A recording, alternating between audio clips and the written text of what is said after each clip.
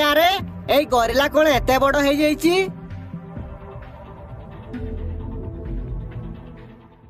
ଏଇ ପଶୁ ପକ୍ଷୀ ମାନେ ସମସ୍ତେ ଶୁଣ, ଆଜିଠୁ ମୁଁ ଏଇ ଜଙ୍ଗଲର ରାଜା। ସମସ୍ତେ ମତେ ମହାରାଜ ବୋଲି ଡାକିବ। କିନ୍ତୁ ଗରିଲା ଭାଇ, ଏଇ ଜଙ୍ଗଲର ମହାରାଜ ତ ବାଘ ମାମୁଁ।